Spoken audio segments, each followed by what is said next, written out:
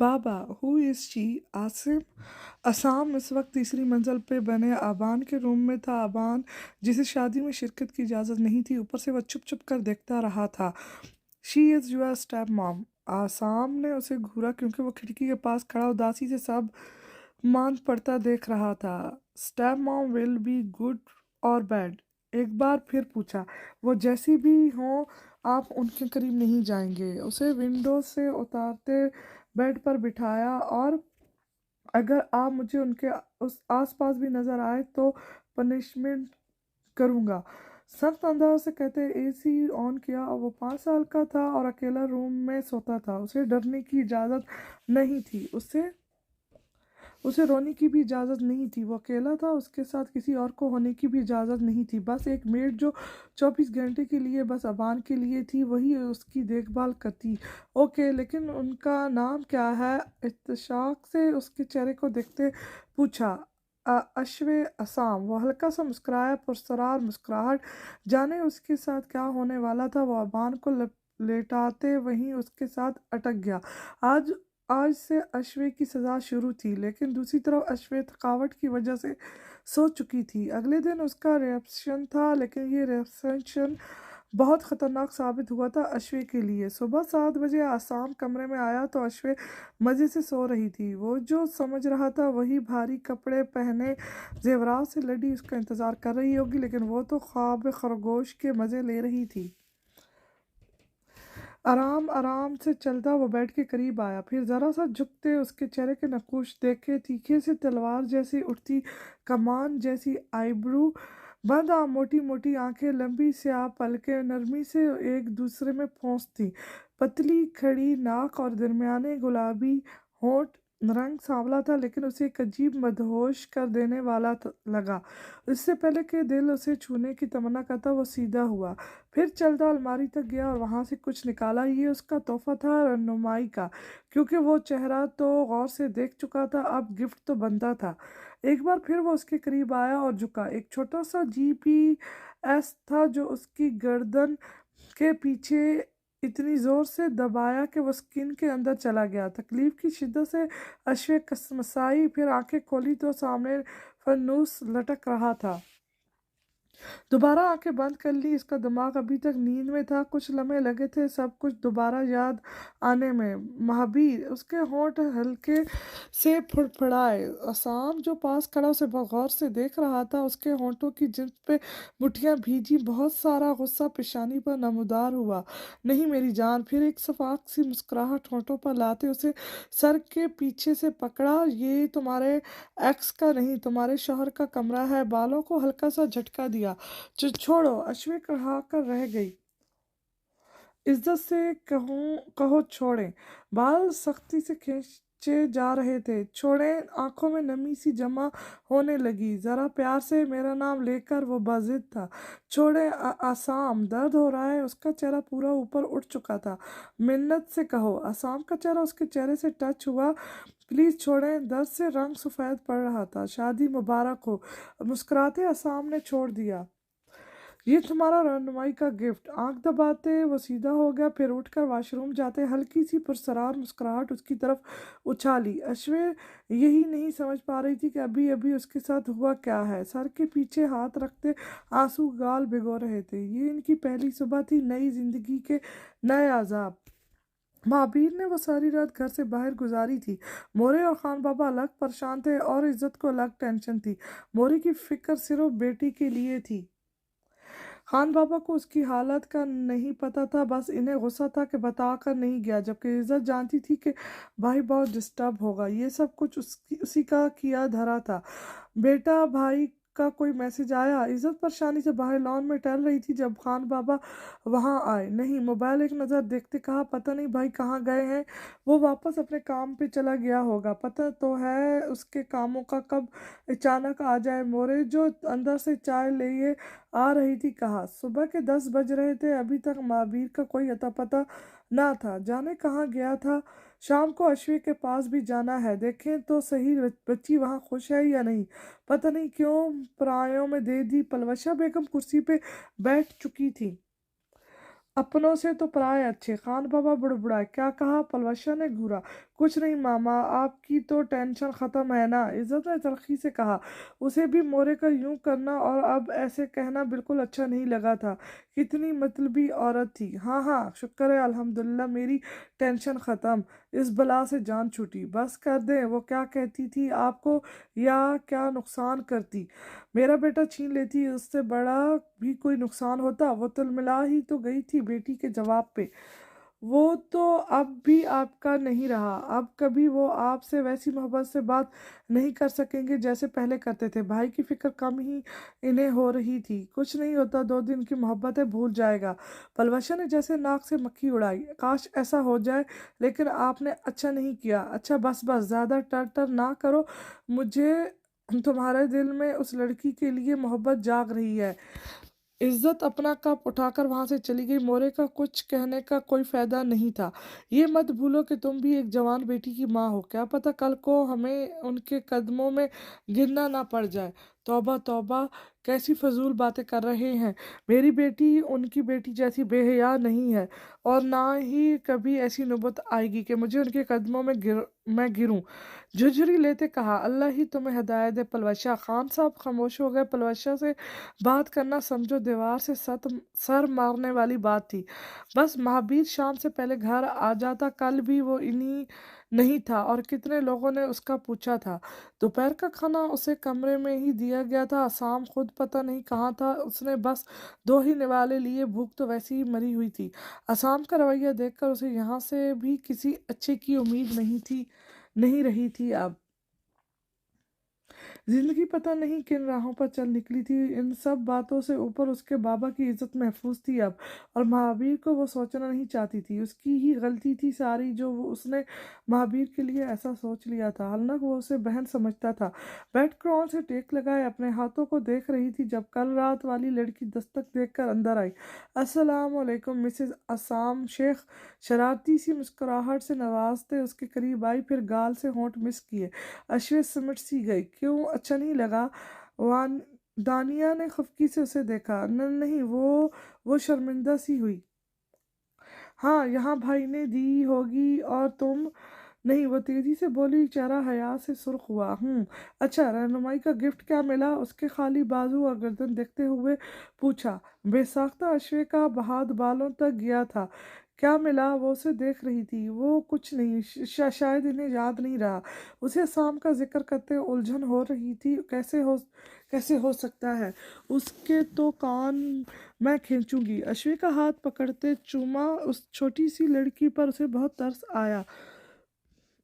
मेरा भाई थोड़ा सख्त मिजाज है, किसी से नहीं बनती उसकी, लेकिन वो दिल का अच्छा है। वो उससे धीरे धीरे समझाने लगी। अश्वे खामोशी से सुनती रही। अब वो क्या कहती कि कितने अच्छे दिल का मालिक था उनका भाई। आती ही अपना सख्त मिजाज दिखा दिया था उसे। अच्छा चलो, तुम भी कहोगी बोर करने आ गई हूँ। काफ़ी देर बोलते रहने के बाद इन्हें ख्याल आ ही गया। तुम आराम करना चाहो तो कर लो, वरना घर कॉल कर लो। आंटी की 2-3 बार कॉल आ चुकी है। इधर उधर देखते उसका मोबाइल ढूंढना चाहा। मेरा मोबाइल? अश्विक को भी अब ख्याल आया कि उसका मोबाइल कहीं नहीं है। साथ लेकर आई थी? दानिया ने दरार खोलते पूछा। जी, रात को पास था मेरे। परेशान सी वो भी आसपास तलाश कर रही थी। हो सकता है सामने कहीं रख दिया हो। तुम मेरे फ़ोन से बात कर लो, मैं ला कर दूँ। तलाश करना तर्क करते उसे देखा। जी ओके, परेशान ना हो, मिल जाएगा। उसकी उदास शक्ल देखकर तसल्ली दी और बाहर चली गई। कहाँ गया मोबाइल मेरा? आखिरी बार मोबाइल उसने रात को ही देखा था। आंखों में नमी सी जमा होने लगी। रोना नहीं है। दानिया दोबारा कमरे में दाखिल हुई तो उसकी आंखों में पानी देख तेजी से पास आई। ये लो, कर लो मामा से बात। यहाँ तुम्हें कोई परेशानी नहीं होगी। अगर हो भी तो आसाम कर लेगा हैंडल। तुम मुझे भी बता सकती हो। उसे खुद से गले लगाया जो मोबाइल गुम हो जाने पे रोने बैठ गई थी। मोबाइल का क्या है, ऐसे लाखों कुर्बान तुम पर। सर पे प्यार करते खुद से अलग किया, फिर आंसू साफ किए। ये लो, अब पकड़ो और बात कर लो। वो भी परेशान हो रहे होंगे, फिर आराम कर लेना। रिसेप्शन के लिए 7:30 बजे पार्लर वाली आएगी, ठीक है? तस्दीक के लिए देखा कि उसने उसकी बात समझी भी है या नहीं। फिर उसे पैटर्न बताकर वो चली गई थी। अश्विन ने थोड़ी देर मोबाइल को देखा, फिर साइड पे रख दिया। वो किसी से बात नहीं करना चाहती थी, अपने घर वालों से तो बिल्कुल भी नहीं। वो इस वक्त ऑफिस में बैठा पेपर वेट उंगलियों में घुमा रहा था। उसके सामने अश्वे का मोबाइल रखा था, जहां उसके घर से बेतहाशा कॉल्स और मैसेजेस आ चुके थे, और वो मुस्कुराते वो सब देख रहा था।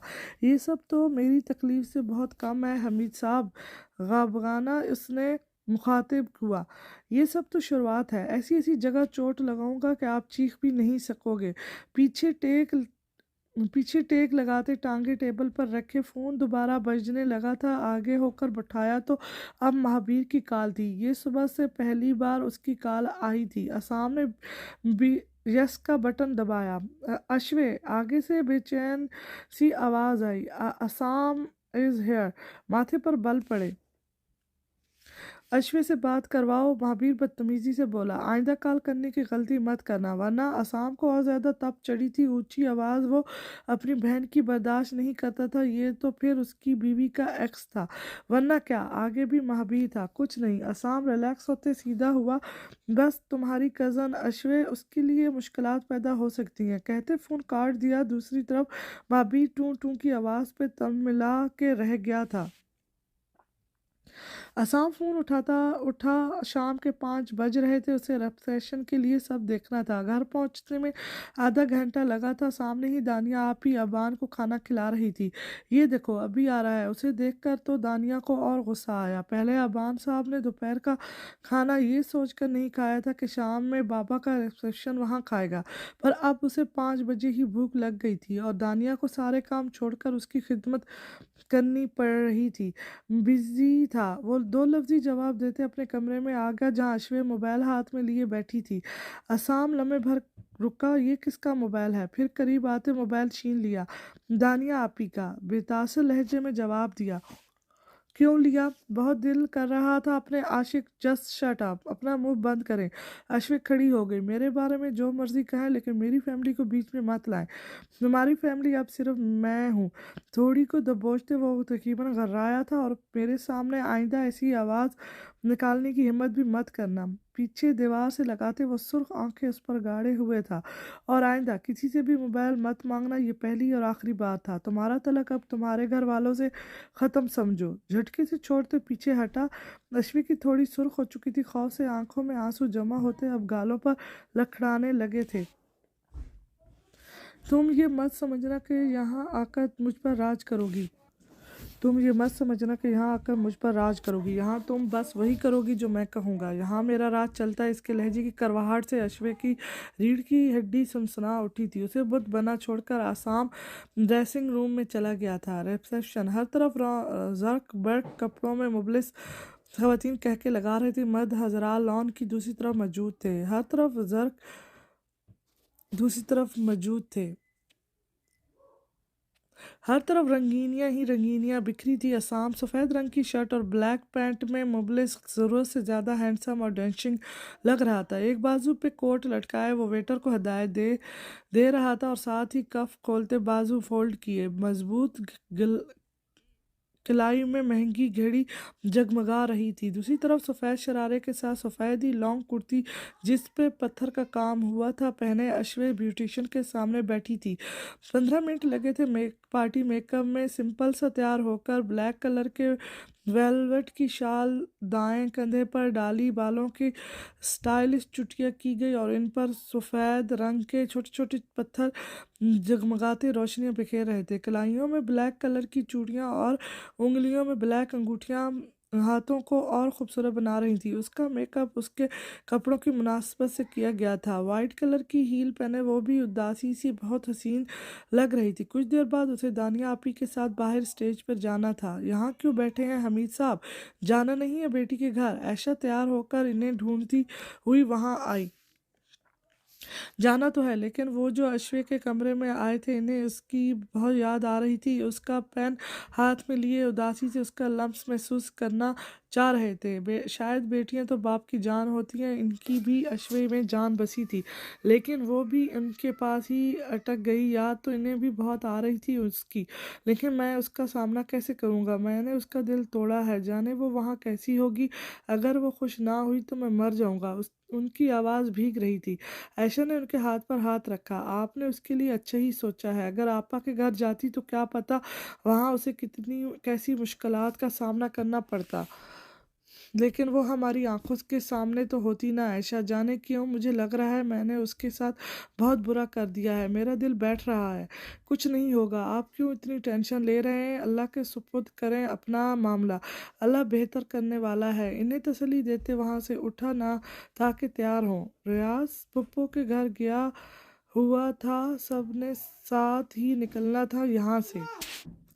रियाज पप्पू के घर गया हुआ था, सब ने साथ ही निकलना था यहाँ से। तुम चलो मैं आता हूँ। वो उनके साथ खड़े तो हो गए, लेकिन वहाँ से जाने का दिल नहीं कर रहा था। अश्वी की मखसूस खुशबू इन्हें बेचैन कर रही थी। आयशा बेगम बाहर नहीं चली गई तो उन्होंने पेन दराज में रखने के लिए दराज खोला। वहाँ एक ब्लू कलर का नोट पड़ा था, जिसे उन्होंने उठा लिया। उसके ऊपर जो कुछ लिखा था उसकी उनकी जान निकालने के लिए काफ़ी था। उनकी बेटी इन्हें ज़िंदगी भर की सज़ा दे गई थी या सज़ाए मौत सुना गई थी। दिल को थामते वो ज़मीन बोस हुए।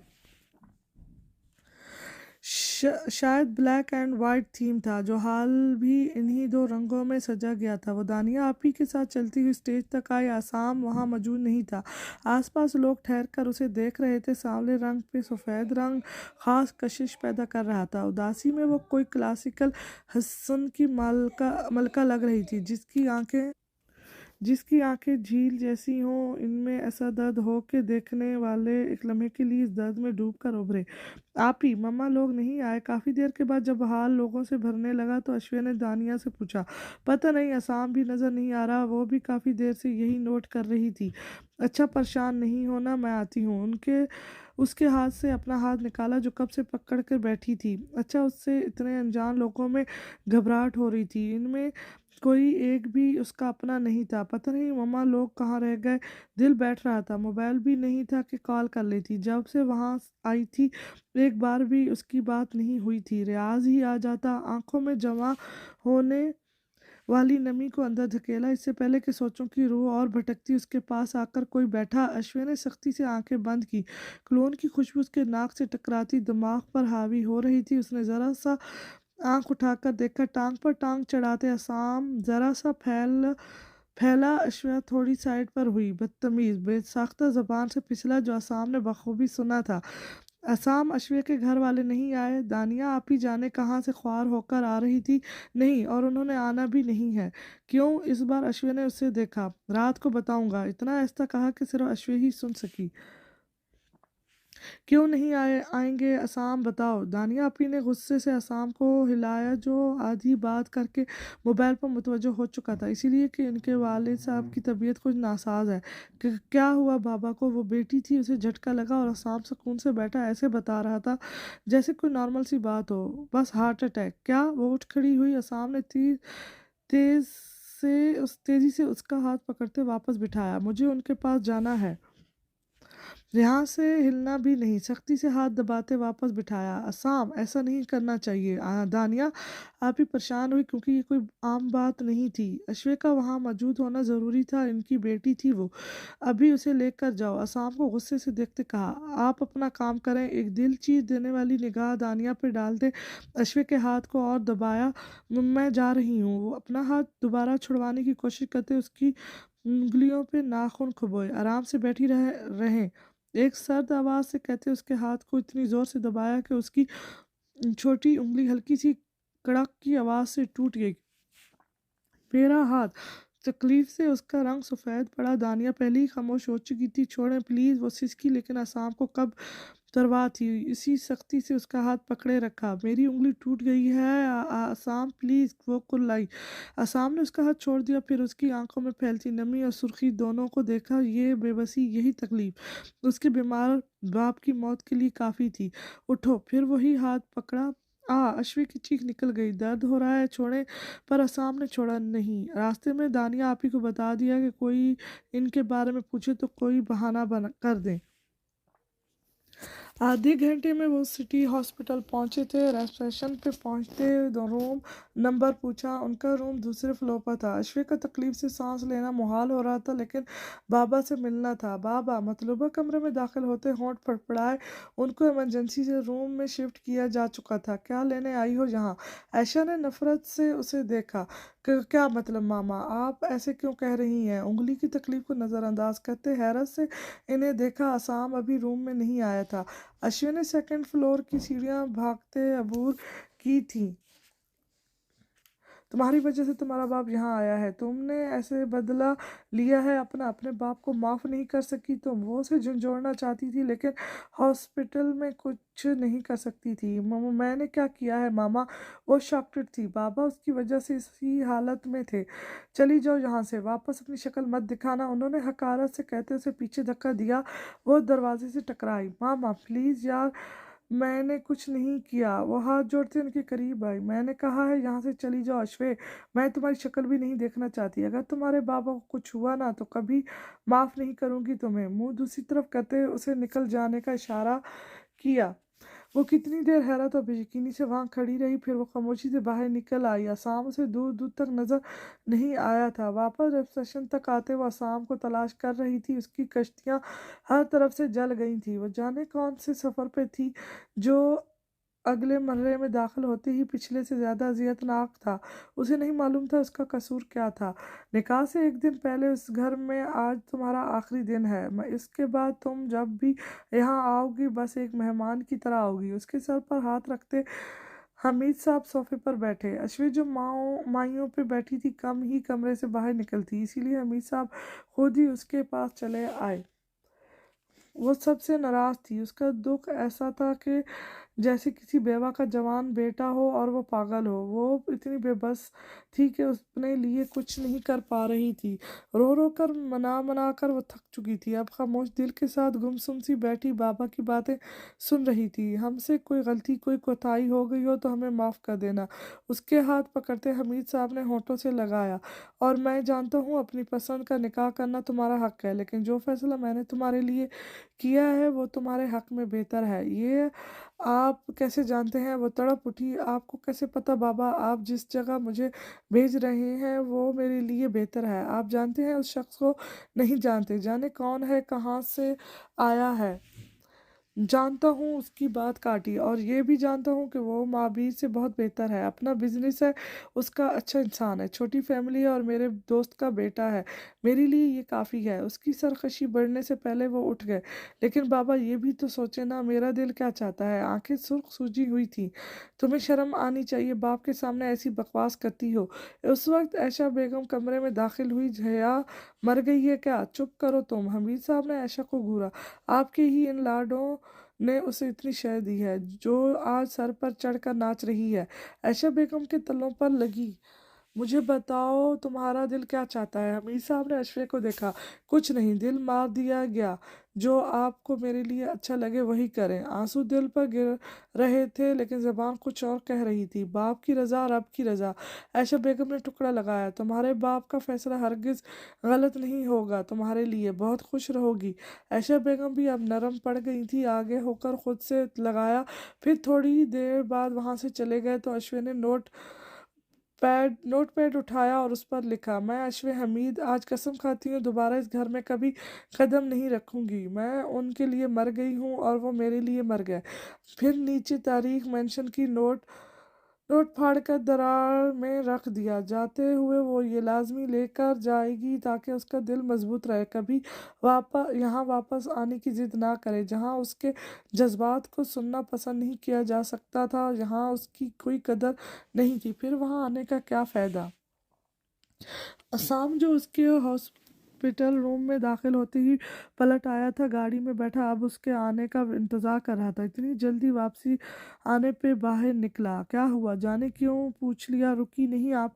उसकी हालत देखकर खुद ही दरवाज़ा खोला। वो अंदर बैठ गई तो दरवाज़ा बंद करते खुद फ्रंट सीट पर आके बैठा। अश्वे गुमसुम सी हाथ पकड़े बैठी थी। माँ का हकारत अमेज रवैया उसकी रूह फना कर गया था। उसके अंदर अब तो सांस लेने की भी साख्त नहीं रही थी।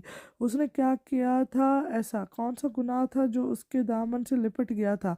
असाम उसकी हालत देखकर खामोश रहा। वो हल्की हल्की कांप रही थी, लेकिन उसकी फितरत में नहीं था कि उसे थाम लेता, उसे तसल्ली देता। वो तो उसे तकलीफ देने के लिए बनाया गया था। वो तो उसका दुख सुख कैसे बन जाता। घर पहुंचे तो मेहमान जा चुके थे। अश्वे खामोशी से उतरकर अपने कमरे में आ गई। असाम कमरे में जाने की बजाय अबान के पास आया था। आप आ गए बाबा। वो खुशी से दौड़कर उसकी तरफ आया, लेकिन असाम ने उसे खुद से लगाने की बजाय फासला कायम रखा।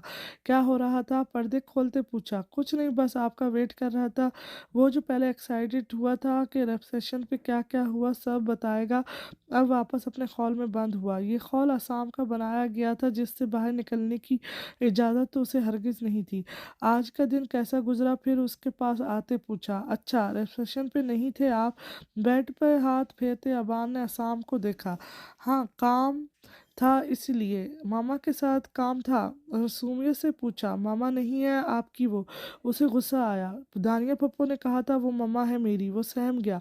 वो अश्वे असाम है। आप उसे अश्वे असाम कहेंगे, मामा नहीं। तनबिया की। वो बड़ी है मुझसे। उसे अच्छा नहीं लगा था शायद। जैसा मैंने कहा है वैसे ही करेंगे आप, और कोई आर्गुमेंट नहीं। कंधे से पकड़ते बावर करवाया। जी जी बाबा। वो डर रहा था। और उनके पास भी नहीं जाना। आपका तलक सिर्फ मुझसे है, यहाँ कोई नहीं है जो आपका अपना हो। ये बात हमेशा याद रखना। जी बाबा। वो उसे काफ़ी देर तक समझाता रहा। वो नहीं चाहता था जैसे वो टूटा था वैसे ही उसका बेटा भी टूटे। उसे ज़िंदगी कैसे जीनी है ये सब सिखाना था, ख़ास तौर पर अकेले कैसे जीना है। देखा, मैंने कहा था ना, वो लड़की खा गई मेरे भाई को। पलवशा तो हमेशा इसके खिलाफ ही बोलती थी। बस करो बेगम, उसमें इस बच्ची का क्या कसूर है? खान बाबा ने उनको घूरा। वो लोग हॉस्पिटल जा रहे थे। वो बच्ची बच्ची नहीं है। पहले इज्जत को पागल किया, फिर मेरे महावीर को, और अब अपने घर वालों को वो किसी काबिल नहीं छोड़ेगी। शादी तो उसने अपनी पसंद से ही की है। फिर भी मुझे तो लगता है मेरे भाई किसी दुख में बीमार है कि उसकी बेटी ने दगा कर दिया उसके साथ। वो मासूम क्या बुरा करेगी जिसके साथ खुद बुरा हो रहा है? तुम जानती हो हमारे बच्चे एक दूसरे को पसंद करते थे। बस तुम्हारी और तुम्हारे भाई की बिला वजह की जिद ने इस हाल तक पहुंचाया है। पता नहीं अश्वे का क्या हाल होगा। इन्हें इस लड़की की फिक्र थी जो इनसे छुप छुप कर बातें किया करती थी। वो इज्जत की हम उम्र थी और उनके लिए इज्जत जैसी ही थी। उनकी भी ख्वाहिश थी कि वो इनकी बहू भी बन जाती, लेकिन किस्मत के आगे कोई कुछ नहीं कर सकता। सारे रास्ते पलवशा अश्वे को बुरा भला कहती आई थी, और अब रूम में दाखिल होते इन कानों ने जो फिक्रा सुना था उससे और यकीन हो गया था कि ये सब अश्वे का किया धरा है। अश्वे के जाने के 2 घंटे बाद हमीद साहब को होश आया था। उन्होंने सबसे पहले यही कहा था कि रिसेप्शन पे जाना है, लेकिन आई थी अश्वे। ऐशा ने इन्हें बताया। तुमने रोका नहीं? नाराज थी वो मुझसे? नहीं, पहले ही सब कुछ उसी की वजह से हो रहा है, अब और नहीं बर्दाश्त कर सकती मैं। बेटी है हमारी। वो बमुश्किल बोल पा रहे थे। उसे भी ये बात समझनी चाहिए। बेटी है वो हमारी। प्लीज़ ज़्यादा बातें ना करें। अंदर आती नर्स ने इन्हें बातें करने से रोका। ऐशा खामोश हो गई। मुझसे मिलने तो देती। नर्स के जाने के बाद दोबारा हमीद साहब ने ऐशा को मायूस नज़रों से देखा। कैसे मिलने दूँ? आप इस बेड तक उसी की वजह से पहुँचे हैं ना? बेटी थी तो हमारे फैसले पे खुश होती, ना कि यूँ हमें सजा देती। हाय, मैं ना कहती थी वो लड़की ही मेरे भाई को इस हाल तक पहुंचाने वाली है। कमरे में दाखिल होती पलवशा ऊंची आवाज़ में बोली। फिर हमीद साहब को उनकी बेटी के बारे में पता नहीं कौन कौन सी कहानियां सुनाती रही। वो पहले ही बेड पर थे। इनकी तबीयत और ख़राब होने लगी है। आयशा बेगम ने आखिर इन्हें गुस्से से वहाँ से जाने को कहा। खान बाबा समझ रहे थे सिचुएशन को, सो बगैर बुरा मनाए वो पलवशा को लेकर वापस चले गए। रियाज, खाना खा लो, मुझे भूख नहीं है। रियाज ने उसे मना किया। परेशान होने से क्या होगा? अब वो ठीक है। वो जानती थी मामू की वजह से वो परेशान है। अश्वे से राब्ता हुआ तुम्हारा? रियाज ने सर झुटकते उससे पूछा। नहीं, कॉल रिसीव नहीं करती। बेदिली से कहते वो भी साथ अटक गई। मुझे भूख नहीं है, ले जाओ यार। खाना है, खाने से क्या नाराज़गी? खा लो प्लीज़। नहीं, भूख ना। क्या एक बार समझ नहीं आती? गुस्से से कहते वो खुद ही उठ गया। हर कोई अजीब सी टेंशन में था। इज़्ज़त ने भी फिर खाना नहीं खाया। दूसरी तरफ महावीर कई फुट बुलंदी से खुद को हवा में उछालते आसमानों से ज़मीन पर गिर रहा था। वो 2 बजे वो कमरे में आया था। अश्वय अभी तक जाग रही थी। हाथ की छोटी उंगली सूजन की वजह से मोटी नजर आ रही थी। सामने एक नज़र उसे देखा, तकिए पर गाल अटकाए वो बाएं करवट पे लेटी जाने क्या सोच रही थी। उसे कुछ कहे बिना वो ड्रेसिंग रूम में चला गया। 5 मिनट बाद बाहर निकला तो वो होश उसी पोजीशन में थी। खैरियत है? उसके सुर्ख चेहरे को बतूर देखा। अजीब सी कशिश थी उसके वजूद में जो उसे अपनी जानब खींचने की कोशिश कर रही थी। अश्विन ने शायद सुना नहीं था, इसीलिए अपनी जगह से हिली तक नहीं। किचन से कुछ खाने के लिए ला दें, दोबारा मुतवज्जो करना चाहा, लेकिन अश्वे तो होश में ही नहीं थी। कैसे उसकी बात सुनती। आसाम ने दोबारा कहा ही नहीं। अपनी जगह पे आकर लेट से उसने भी दूसरी जानब करवट ले ली। उसे कौन सा फ़र्क पड़ रहा था। भाड़ में जाए, भूख तो वैसे भी नहीं थी, बस उसे तंग करना मकसद था। फिर सुबह 10 बजे उसकी आंख खुली तो वो वहाँ मौजूद नहीं थी। गैरदारी तौर पर उसने अश्वे को ढूंढा लेकिन नहीं मिली। बाहर आकर बुआ से पूछा तो उन्होंने भी लाइल्मी का इजहार किया। कहाँ जा सकती है। अब आसाम की परेशानी पर बल पड़े। वापस कमरे में आते टेरेस पे देखा, वहाँ भी नहीं थी। Dressing room, study room, bathroom सब खाली था। फिर साइड टेबल से अपना मोबाइल उठाते गार्ड को कॉल की। मिसिस आसाम बाहर निकली हैं? डोटोक अंदाज में पूछा। नहीं सर, सिवाय बुआ की बेटी के और कोई बाहर नहीं निकला। बुआ की बेटी कब आई थी? उसे शक हुआ। नहीं मालूम सर, पता करके बताता हूँ। वो कमरे से बाहर निकल आया। बुआ आपकी बेटी आई थी? किचन में आते हुए उनसे पूछा। नहीं, वो तो कराची होती है, इस्लामाबाद कैसे आएगी अकेली। उन्होंने हैरानगी से उसे देखा। अश्वे मैं छोड़ूंगा नहीं तुम्हें। दांत पीसते उसे मुट्ठियां भेजी थी। 7 बजे के करीब वो बेड से उठी थी। टूटी हुई उंगली अब सुन्न हो चुकी थी। ड्रेसिंग रूम से काले रंग की चादर निकाली जो कि यकीनन असम की थी। लेती ही उसे एहसास हो गया था कि वो सर्दियों के लिए है, लेकिन इस वक्त मुँह छुपाने के लिए उसके पास और कुछ ना था। उसे बाबा के पास जाना था। सारी रात मुस्तरब में गुजरी थी। गरम शाल लेते वो कमरे से बाहर आई। सामने कोई नहीं था, सब सो रहे थे। वो खामोशी से सीढ़ियाँ उतरते वो टीवी लॉन्च अबूर कर गई। गेट पार करते उसे गार्ड ने देखा था, जो शायद ऊँघ भी रहा था। दूसरा पता नहीं कहाँ था। मौका तो बहुत अच्छा था। बहुत खामोशी और आराम से वो इस आसाम मैशन से निकल गई थी। मेन रोड पर आती ही उसने एक ऑटो लिया जो उसे हॉस्पिटल के ऐन सामने उतार कर चला गया। रूम का उसे पता था, इसीलिए ज़्यादा मुश्किल ना हुई, लेकिन अंदर दाखिल होने से पहले उसने जो सुना था वो उसकी ज़िंदगी उजाड़ गया था। वो जो अब तक ये समझ रही थी कि उसके माँ बाप ने उसके भले के लिए आसाम शेख से उसे भा दिया है, असल कहानी तो कुछ और थी, दिल चीर देने वाली। उसके बाबा, प्यारे बाबा ऐसा कैसे कर सकते थे। अपनी बेटी कौन बेचता है? शायद कोई पागल या जुआरी या नशेई जिसे पैसे चाहिए हों अपना नशा पूरा करने के लिए। उसका बाप ना तो जुआरी था, ना पागल और ना ही नशेई। फिर क्यों वो इतनी आज़ाद थी, बोझ थी इन पर। अगर ऐसा था तो मार देते, कहीं जिंदा दफना देते। क्या उसकी मौजूदगी इतनी अजियतनाक थी उनके लिए, जो उसे यूं किसी अनजान आदमी को उफ खुदाया। उसके पाँव मन मन के भारी हुए। वो वहाँ से कैसे निकली थी सिर्फ अश्वी ही जानती थी। रंग लट्ठे की माँ सफ़ेद पड़ चुका था। सड़क अबूर करते वो किस चीज़ से टकराई थी, उसे कितने जख्म आए थे, हवास खोते उसे सिर्फ खुद का बिक जाना याद था। तुम लोगों को नौकरी पे क्यों रखा है? बस सोने के लिए? दोनों गार्ड सर झुकाए उनके सामने खड़े थे। मुझे अश्वे आसाम जहाँ चाहिए, चाहे जहाँ से मर्जी ढूंढ कर लाओ, वरना मुझसे बुरा कोई नहीं होगा। लहजे की सख्ती रीढ़ की हड्डी में सुनसुना उठी थी जैसे। जी सर। वो दोनों सर झुकाए वहीं से वापस पलट गए। वो खुद भी गाड़ी लेकर बाहर निकल आया, क्योंकि उसे कुछ अंदाज़ा था वो कहाँ जा सकती है।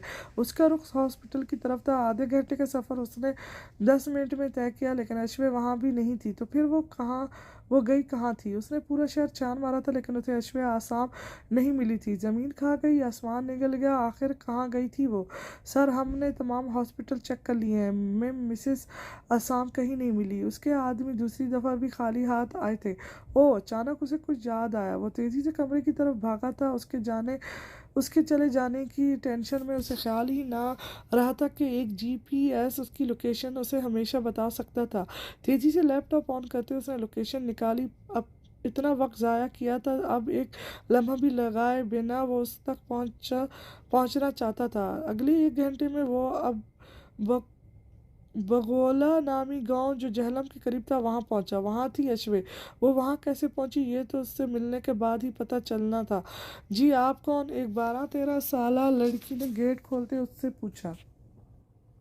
आसाम ने पहले उस लड़की को देखा, फिर उसे हटाते वो अंदर चला आया। साथ उसके गार्ड्स भी थे। सामने ही बरामदे में दो औरतें बैठी बातें कर रही थी जो उसे देखकर खड़ी हुई। ओ आप कौन है और यहाँ? ऐसे मुंह उठाकर अपनी बीवी को लेने आया हूँ, दो टोक अंदाज में कहते दोनों खवातीनों को घूरा। आपकी बीवी यहाँ कैसे आ सकती है? जो उम्र से कुछ कम थी वो मुश्किल बोली। आपके चेहरों के उतरते चढ़ते रंग ही सब बता रहे हैं। आराम से बता दे, वरना अगर मैंने ढूंढना चाहा तो अच्छा नहीं होगा आप लोगों के लिए। असम ने मोबाइल पे लोकेशन दोबारा देखी। वो सही जगह पे खड़ा था, बस थोड़ा सा फासला था। तुम्हें किसने कहा है यहाँ है तुम्हारी बीवी? ऐसी ही दिमाग ना चाटो और निकलो यहाँ से। अब बड़ी औरत उम्र की खातून दुपट्टा सीधा करते सामने आई थी। असम ने उनसे कुछ कहने की बजाय गार्ड्स का इशारा किया जो हुक्म के मिलते ही कमरों में चले गए। 2 मिनट में ही एक बाहर निकला। सर यहाँ है मिसेस आसाम। दोनों औरतें अब हवास बाख्ती से इन्हें रोकने की कोशिश कर रही थी। आसाम उनके हाथ झटकते अंदर आया जहाँ अश्वे एक टूटी सी चारपाई पे पड़ी हुई थी। उसे देख लगता नहीं था कि वो होश में है। उसे बाजुओं में उठाते उसे अंदाज़ा हुआ कि उसके सर से खून निकल रहा है।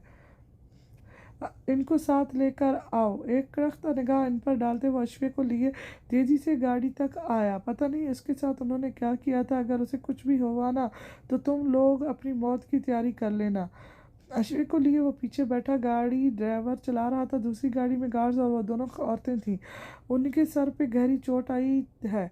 इतना ज़्यादा खून बहने की वजह से मुश्किल है कि हम इन्हें किसी खतरनाक बीमारी के होने से बचा सकें। किसी भी हाल में इनका ज़िंदा और ठीक रहना बहुत ज़रूरी है। इनको बस नहीं चल रहा इसका बस नहीं चल रहा था। वो सब कुछ तहस कर दे, सब कुछ अपनी जगह। लेकिन वो इसकी बीवी थी। पिछले कई सालों से उसके ख्याल के अलावा उसे और किसी का ख्याल नहीं आया था। 10 साल उसने मखसूस अश्वे आसाम को सोचा था, चाहे वो किसी भी मकसद के लिए हो। इन्हें पहले नर्वस ब्रेक डाउन हुआ है, फिर शायद किसी चीज़ से टकराने की वजह से इनके सर की पिछली तरफ गहरी चोट आई है। बस दुआ करें 24 घंटों में अगर ये नॉर्मली होश में आ गई तो ठीक है, वरना या तो ये कोमे में जा सकती हैं या फिर इनका जहनी तवाज़ुन बिगड़ सकता है। डॉक्टर बुरी खबर सुनाकर वहाँ से जा चुका था। कुछ नहीं होने दूंगा। क्वार्टर में टहलते टहलते जैसे खुद को बावर करवाया। अश्वे आसाम, तुम्हें जीना है हर हाल में, हर कीमत पर। उसे उसकी इतनी फिक्र क्यों हो रही थी वो भी नहीं जान पाया था। ये इनकी नई जिंदगी का तीसरा दिन था। ये तीसरा अजाब था जिसने आसाम शेख को भी अपनी लपेट में ले लिया था। वो बहुत बड़ी हवेली थी जिसके चारों तरफ सब्जा ही सब्जा था। इस्लामाबाद की पथरीली ज़मीन पे बनी वो हवेली अपनी एक अलग शान से खड़ी आने जाने वालों की तवज्जो अपनी तरफ खींचती थी। हवेली की दीवारें मजबूत पत्थरों से बनाई गई थी जिन पर खूबसूरत डिज़ाइनिंग इसके हसन पे चार चांद लगाती थी। ऐसी ही उस 28 साला मर्द की तवज्जो का मज़कर भी बनी। वो जो अपनी पसंद की शादी की वजह से अपने माँ बाप की नज़रों में खटकता था, आजकल जॉब लेस मारा मारा फिर रहा था। इस हवेली को देखते वो कदम बढ़ाता रहा। फिर वो गली पार कर गया। उसके बाद उसका गुजर वहाँ से रोज़ होने लगा। जहाँ वो काम की तलाश में जाता था वहाँ बहुत बड़े बड़े प्लाजे बन रहे थे। उसे उम्मीद थी कि जब ये इमारतें तमीर हो जाएंगी तो कहीं ना कहीं उसे भी नौकरी के लिए रख लिया जाएगा। एक प्लाजा था जो बस आखिरी मरले पे था। वहाँ के मालिक से उसने बात भी की हुई थी। उन्होंने उसे कुछ दिन बाद आने का कहा था। कुछ दिन बाद फिर जब वो दोबारा उस रास्ते से गुजरा तो उस हवेली की बालकनी में उसे एक उड़ता हुआ आंचल नजर आया, जिसे देखकर वो ज़रा देर रुका कि शायद कोई बाहर झांके। लेकिन वो जो भी थी अंदर की तरफ रुख किए खड़ी थी। इस वजह से वो उसका चेहरा नहीं देख सका। सिर झटकते वो अपने रास्ते हो लिया। दिन गुजरते गए। उसे वो आंचल दोबारा उस बालकनी में कभी नजर नहीं आया। फिर एक रोज उसे उस गेट से बाहर आती एक लड़की नजर आई जिसके साथ एक छोटा सा बच्चा था जिसकी उम्र शायद 12 से 13 साल थी। ब्रांडेड कपड़ों में मुबलिस वो अकड़ कर चलता माँ के हम कद था। पास से गुजरते उसके गाल को छुआ, जैसे नखुसत से झटक दिया गया। उस औरत ने भी उसे घूर कर देखा। वो हंसता हुआ आगे चला गया और वो वहां से गुजरता तो उसका दिल करता वो हवेली अंदर से देखे। उसने कभी बड़े बड़े घर नहीं देखे थे कि वो अंदर से कैसे होते हैं। चलो कभी अल्लाह मौका देगा, दिल को तसल्ली देते एक बार फिर वो उसके सामने से गुजर गया। फिर एक दिन उसकी किस्मत जागी, इस हवेली के गार्ड ने उसे अपने पास बुलाया। तो क्या तुम यहाँ काम करोगे? उसने ऑफर की। हाँ, क्यों नहीं, बेसाख्ता सर हिलाते उसने जवाब दिया। ठीक है, कल से तुम अपना सब सामान यहाँ ले आना, तुम्हें 24 घंटे यही नौकरी करनी है। गार्ड ने उसे देखते कहा। ठीक है। वो जिसामत से काफ़ी तंदुरुस्त और तवाना नजर आता था, शायद इसीलिए गार्ड ने उसे ये नौकरी दी थी। उसे और क्या चाहिए था? उसकी तो हसरत पूरी हो रही थी। घर आकर अपनी बीवी को खुशखबरी सुनाई, जो वाकई खुश हो गई। उसकी बीवी उम्मीद से थी, छोटी सी फैमिली थी, लेकिन फिर भी घर के खर्चात के लिए काम तो करना था ना। फिर आने वाले बच्चे की भी ज़रूरतें थी। अगले दिन वो जल्दी ही हवेली पहुंच गया। स्वंत साहब ने उसे देखते ही डन कर दिया था। गन चलानी आती है? उन्होंने उसे पिस्टल पकड़ाते पूछा। नहीं साहब, लेकिन सीख लूंगा। उसके अंदर एक जज्बा था। असमत साहब मुस्कुराए। ठीक है अली, उसे सिखा दो सब। अब ये यहीं रहेगा। जी ठीक है साहब। उसकी खुशी का कोई ठिकाना ना था। असमत साहब अपने आदमी को इशारा करते बाहर जाने लगे, फिर उसकी आवाज़ पर रुके। साहब, छोटा मुंह बड़ी बात, लेकिन एक बात पूछनी थी। हिचकिचाते इन्हें पीछे से पुकारा। हाँ कहो कहो। वो वापस घूमे। साहब, मेरी तनख्वाह कितनी? वो रुका। हाँ हाँ, इसमें डरने वाली क्या बात है, तुम पूछ सकते हो। ये 30,000। अगर तुमने अच्छा काम किया तो ज़्यादा भी हो सकती है। उसका कंधा थपथपाते वो चले गए। वहाँ से उसकी एक नई जिंदगी शुरू हुई। वो उस बच्चे से और उस आंचल वाली से मुलाकात अब रोज ही होने लगी। वो आंचल वाली उसे देखकर मुस्कुरा देती। उनको उनको भी उससे अब कोई खौफ या डर नहीं था, इसलिए बिला झिझक वो बच्चा उसके पास आता, कभी बातें करता, कभी वो उसे घुमाने भी ले जाता था। ऐसा ऐसा वो असमत का खास आदमी बनने लगा। बहुत जल्दी वो वक्त आ गया जब असमत के घर से वो उसकी फैक्ट्री तक पहुंचा था। फैक्ट्री के तमाम अहम अमूर उसी के हवाले कर दिए गए थे। असमत साहब तो समझो रिलैक्स ही हो गए थे। उसे अपना अहम से अहम और खुफिया से खुफिया काम कहते हुए इन्हें कोई खतरा नहीं था कि वो कोई गड़बड़ करेगा। यहाँ सूरत के काम आसान हुए, वहाँ उसकी बीवी और बच्चों की जिंदगी आसान हुई। 30,000 से तनख्वाह लाखों तक पहुँच गई। असल खटन मरहला तब शुरू हुआ जब असवद की बीवी एक बार फिर उम्मीद से हुई, और ये बच्चा असवद का नहीं था। ये बात असवद और उनकी बीवी के अलावा एक तीसरा तीसरा इंसान भी जानता था, लेकिन असवद साहब इस तीसरे इंसान को नहीं जानते थे कि वो कौन है। उनका बेटा 18 साल का हो चुका था। अब उनकी बीवी का उम्मीद से होना किसी मजाक से कम नहीं था, और वो भी नाजायज। उसे असवद साहब से इस मामले में हमदर्दी थी, क्योंकि वो एक जाने माने बिजनेसमैन थे। इस उम्र में बच्चे की पैदाइश सोसाइटी में उनका मजाक बनाकर रख देती। दुनिया वालों को तो नहीं पता था वो बच्चा असवद का है या नहीं, या किसी और का। दूसरी तरफ उनकी बीवी इस नई खुशी से बहुत खुश थी। उन्हें इस बात से कोई लेना देना नहीं था कि यह बच्चा किसका है। वक्त गुजरता गया। 9 माह पर लगाकर गुजरे। यहाँ उसकी अपने यक के बाद दीगर बेटी और बेटा हुए, जो 5 और 4 साल के थे। मिसेस असवद को अल्लाह ने बेटी की नेमत से नवाजा था। असवद को समझ नहीं आ रहा था वो खुश हो या परेशान, क्योंकि वो बेटी उनकी नहीं थी और सोसाइटी को वो क्या मुंह दिखाते। दूसरी तरफ उनकी बेगम हर चीज़ भुलाए बेटी की देखभाल करती। फिर ये खबर किसी ने बाहर निकाली कि ये बच्ची असवद की नहीं, बल्कि उनकी बेगम ने किसी के साथ मुंह काला किया है। यहाँ असवद का कारोबार गिरने लगा, क्योंकि जब वो किसी से मीटिंग करते तो लोग पहले इन्हें मजाका खेज नज़रों से देखते। लोगों से मिलना कम हुआ, काम ठप हुआ। यहाँ उनकी मदद उस 5 साल से वफादार शख्स ने की। उसने उनका बिजनेस और उनका रुतबा कायम रखने के लिए एक कत्ल किया। वो कत्ल असवद की बीवी और बेटी का नहीं था, बेटी का इन्हीं था। मामा, बाबा बुला रहे हैं आपको। ऐशा किचन में हमीद साहब के लिए परहेजी खाना बना रही थी। आती हूँ बस। ये चूल्हा बंद कर लूँ। फिर वो 5 मिनट में कमरे में आई, मेरे कपड़े निकाल दो, मुझे काम पे जाना है। हमीद साहब को डिस्चार्ज कर दिया गया था, वो अब इन्हें घर में सुकून नहीं मिल रहा था। मिल भी कैसे सकता था, वो जो किसी की ज़िंदगी बर्बाद करके खुद सुकून से ज़िंदगी गुजार रहे थे, इसका हिसाब भी तो देना था। जी नहीं, आप नहीं जाएंगे, अपनी हालत देखें पहले। आयशा को गुस्सा आया, घर में बैठा रहूँगा तो ज़्यादा बेसुकून होऊंगा। बेचारगी से इन्हें देखा।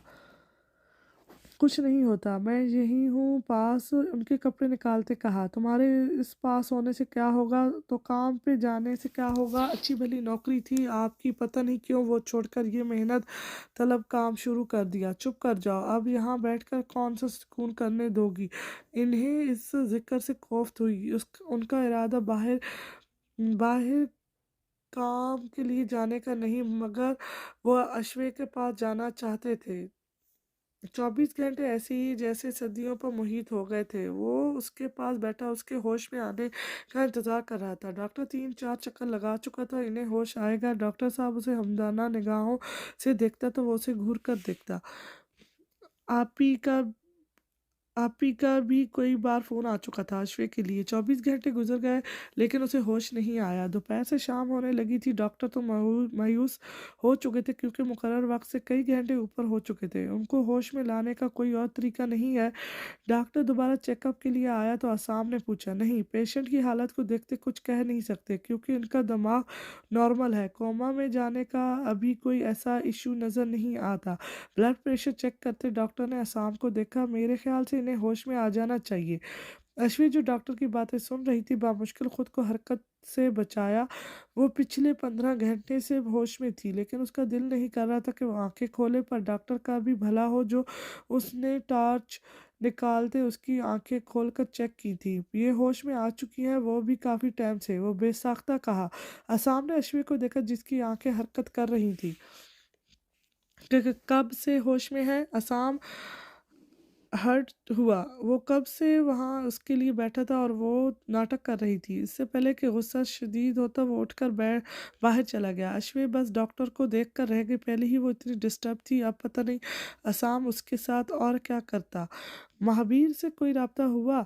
पलवशा बेगम ने इज्जत से पूछा, जो अपनी नए कोर्स की बुक्स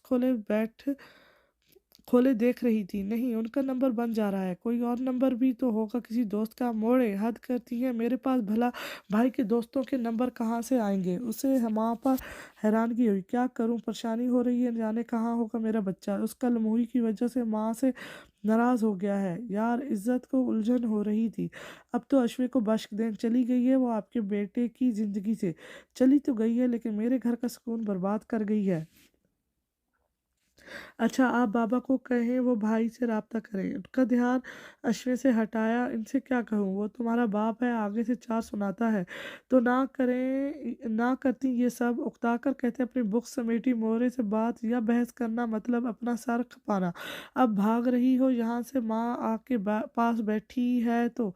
नहीं, ऐसा कुछ नहीं है। अस्सलाम वालेकुम। इससे पहले कि इज्जत और वजाहतें देती, रियाज आ गया।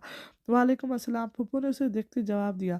वो मैं इज्जत को लेने आया था। इज्जत की तरफ एक नज़र देखा जो अंदर की तरफ जा रही थी। क्यों, खैरियत है घर में? पप्पू ने जांचती नज़रों से देखा। जी, अश्वे के घर जाना था इसलिए। इज्जत ने भी जाना था तो साथ ही चलते हैं। नहीं मियाँ, तुम जाओ, हम नहीं जाएंगे, तुम्हारी बहन है, तुम्हारी रिश्तेदारी। चलो रियाज। इज्जत चादर लेकर बाहर निकली। मोरे की बात वहीं रह गई। मुझसे पूछा है? वो कमर पर हाथ रखते उसके पीछे आई। बाबा से इजाज़त ले ली है, उन्होंने कह दिया है चली जाओ। ना माँ की कोई अहमियत है भी या नहीं। मैं कह रही हूँ नहीं जाना और तुम मुंह उठाकर चल दी। रियाज का लिहाज किए बिना इज्जत को डांटा। मोरे प्लीज, हम लोग जल्दी आ जाएंगे। इज्जत को अब कोफ्त होने लगी थी, सो जल्दी से उनकी और कोई बात सुने बिना ही वो बाहर निकल गई। गेट के पास ही रियाज की बाइक खड़ी थी। रियाज भी उसके पीछे पीछे बाहर निकला। बैठो, बाइक स्टार्ट करते कहा। घर का पता है? चादर संभालते उससे पूछा। हाँ, याद है मुझे, गियर लगाते कहा। उसे बताया कि हम लोग आ रहे हैं। कंधे पर हाथ रखते शीशे से नजर आते उसके चेहरे को देखा था तो वो उससे छोटा लेकिन जिसामत में वो उससे 5-6 साल बड़ा लगता था। शायद जिम जाता था, जो बाजू फूल रहे थे। नहीं बताया, कॉल ही पिक नहीं करती, पिछले 2 दिन से मुसलसल किए जा रहा हूँ। इसने भी शीशे में कंधों के पीछे से नज़र आती उसकी आँखों में देखा, इज़्ज़त जो उसे ही देख रही थी। नज़र मिलने पर दिल ने हल्का-सा धक किया। हम लोग भी तो उसके वलीमे पे नहीं गए थे, नाराज़ होना तो बनता है। एक लम्हे में खुद को कंपोज़ करते अब वो सड़क को देखने लगी। पता नहीं शायद बाबा की तबीयत भी इतनी ख़राब थी, पूछना भी नहीं आई, इतनी नाराज़गी भी नहीं होती। मुझे तो फ़िक्र हो रही है, पता नहीं असाम भाई का रवैया उसके साथ कैसा होगा, पता नहीं, अल्लाह ही बेहतर जानता है। जब से शादी हुई है उसकी महावीर भाई भी गायब हैं। जिनसे मोहब्बत हो उनसे शादी ना हो तो ज़िंदगी कभी मुकम्मल लगती ही नहीं है। अब अश्वे और भाई सारी ज़िंदगी अधूरे रहेंगे। दिल का एक कोना हमेशा सहमा ही रहेगा। इज़्ज़त की आँखों में इस जुदाई के ख़्याल से ही नमी भरने लगी थी। जाने उनका क्या हाल होगा जो जुदा हुए थे। आसाम मैंशन पहुंचने में 25 से 30 मिनट लगे थे। बाइक खड़ी करते इज़्ज़त को उतरने दिया, फिर खुद उतरा। एक नज़र उस बड़ी सी हवेली को देखा जो दिल खा गई थी। चलो, इज़्ज़त ने उसे इशारा किया तो उसने बेल बजाई, फ़ौरन गार्ड बाहर आया। जी, किससे मिलना है? अश्वे से। इज़्ज़त ने उसे देखते कहा, जी यहाँ अश्वे नाम का कोई फ़र्द नहीं है, मिसेज़ असाम उससे मिलना है। रियाज़ को तब चढ़ी, ओह अच्छा, मैं पूछ कर बताता हूँ। गार्ड को वाकई उसका नाम नहीं पता था। अंदर कॉल की जो कि दानिया ने उठाई थी। मैडम जी, बाहर कोई मिसेज आसाम से मिलने आया है। नाम पूछो। वो जो अबान को चेंज करवा रही थी। टेलीफोन कंधे और कार के दरमियान फंसाया। फिर गार्ड ने इन दोनों से नाम पूछकर उसे कंफर्म किया तो उन्हें अंदर आने की इजाज़त मिल गई। ओह, ये बड़े लोग और इनके बड़े चौंचले। इज़्ज़त ने बुड़बुड़ाते चादर सीधी की। हाँ, रियाज ने उसके अंदाज में मुस्कुराहट छुपाई क्योंकि उसकी पेशानी के बल बता रहे थे कि वो शदीद उलझन में है। राहदारी अबूर करके लिविंग रूम के दरवाजे के सामने फिर से रुकना पड़ा क्योंकि वो भी अंदर से लॉक था। बेल बजाने से पहले ही खुल गया। आ जाओ। दानिया अबान को चेंज करवा चुकी थी, इसीलिए जल्दी ही दरवाज़ा खोल दिया। इन दोनों को देखते मुस्कुराकर वेलकम किया। वाह, अस्सलाम वालेकुम। फिर इज़्ज़त को खुद ही गले लगाया। बैठो। सामने ही अबान बैठा टैब पर गेम खेल रहा था। इन दोनों को देखकर पलकें झपकाई, फिर शर्मा कर दोबारा टैब में मसरूफ। कैसी हैं? इज़्ज़त ने ही बात का आगाज़ किया। मैं ठीक, तुम दोनों सुनाओ, घर में सब कैसे हैं? बुआ को इशारा करते हाल चाल पूछा। सब ठीक है। दरअसल अश्वी से मिलने आए थे, राब्ता नहीं हो पा रहा उससे तो। हाँ, बस वो उसका मोबाइल गिरने की वजह से ख़राब हो गया था, शायद इस वजह से राब्ता नहीं हो सका। अभी कहाँ है? उसके मिलने की कोई आसार नज़र ना आए तो पूछा। रियाज खामोश ही था। वो अभी तो दावत पे गई है, आसाम के दोस्त ने की थी, दूसरा झूठ बोला। अच्छा, इज़्ज़त ने बामुश्किल कंट्रोल किया। मतलब हम अश्वी से नहीं मिल सकते? ज़ब्त से मुस्कुराते पूछा। मैं कुछ कह नहीं सकती। आसाम को फ़ोन करके पूछती हूँ कब तक वापस आएंगे। फिर वो फ़ोन लेकर दूसरी तरफ चली गई। पता नहीं, कहीं मुझे लगता है कोई गड़बड़ है। इज़्ज़त रियाज के करीब हुई। मुझे भी ऐसा ही फील हो रहा है। इससे मिले बिना तो नहीं जाएंगे, चाहे सारी रात यहीं रुकना पड़े। आप कौन है? अबान जो उनकी वजह से डिस्टर्ब हो रहा था, ना चाहते हुए भी पूछ लिया। ये आपके मामू हैं।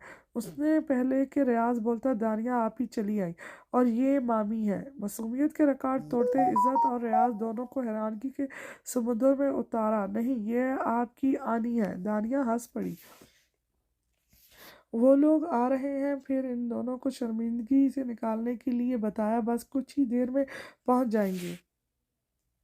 वो उसे लेकर सीधा पार्लर आया था जहां उसका मेकअप किया जाना था। दानिया के फ़ोन से उसे पता चला था कि उसकी बहन भाई आए हैं। वो नहीं चाहता था कि वो लोग उसके बारे में कुछ गलत सोचें। इसका मकसद सिर्फ हमीद को नीचे दिखाना था। आधे घंटे में वो ठीक ठाक लग रही थी। गाड़ी में बैठती उसने साइड मिरर से खुद को देखा। हल्की लिपस्टिक होठों को कोमल बना रही थी, किसी को कुछ पता ना चले। गाड़ी स्टार्ट करते असाम ने दरखशी से कहा। अश्विक कोई जवाब दिए बिना दूसरी तरफ देखती रही। ये अक्कड़ मेरे सामने नहीं चलेगी। असाम को इग्नोर होना बुरा लगा तो उसका बाजू पकड़कर रुख अपनी तरफ किया। कुछ नहीं बताऊंगी, फिक्र ना करें। बाजू छुड़वाया और ये रोती शक्ल भी सीधी करें। आंखों में आती नमी की तरफ इशारा किया।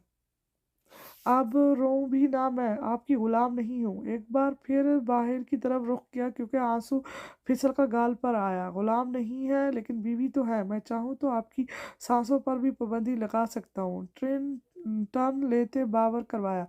हाँ, जो मुझे खरीद सकता है वो मेरी सांसें भी छीन ही सकता है। इस पर चोट करते दोबारा आँसू साफ किए। इतनी आसानी से नहीं लूँगा जान, मुस्कुराते उसे देखा। अश्विन ने तल्खी से सर झटका, ये तकलीफ कुछ भी नहीं थी। असल दर्द तो तब उठा था सीने में जब उसके कानों ने अपने बाबा की जान निकलती आवाज़ सुनी थी। सीने के अंदर ठेस उठी, भला बेटियां भी बिकती हैं? हाथों की लकीरों को देखते सोचा। साम खामोश हो गया था, वो भी खामोशी से सामने देखती रही। घर पहुंचती ही वो रियाज और इज्जत का सामना नहीं करना चाहती थी, लेकिन करना पड़ा। शुक्र है तुम नजर तो आई। इज्जत ने भागकर उसे गले लगाया, फिर रियाज से मिली जिसने उसे गले लगाते सर पर हाथ रखा। तकलीफ से आंखें मेजते असाम ने उसे देखा था। ये चोट उसकी दी हुई नहीं थी, लेकिन जिसने भी ये दी थी उसकी चोटों का हिसाब लगाना नामुमकिन होने वाला था, क्योंकि असम सिंह ने वो सारी इन्फॉर्मेशन निकाल ली थी जिसमें अश्विन इस हादसे का शिकार हुई थी। उस सब को बातें करता छोड़कर वो खुद कमरे में आ गया था। 2 दिन बाद वो अपने कमरे में आया था, जहाँ अश्विन की खुशबू अब रचना शुरू हो चुकी थी। चेंज करके कुछ देर के लिए लेटा गया। नीचे इज्जत, रियाज और अश्विन खुश गप्पियों में मसरूफ थे। आने से अश्विन उसके आने से अश्विन की बेचैन दिल को कुछ करार मिला था।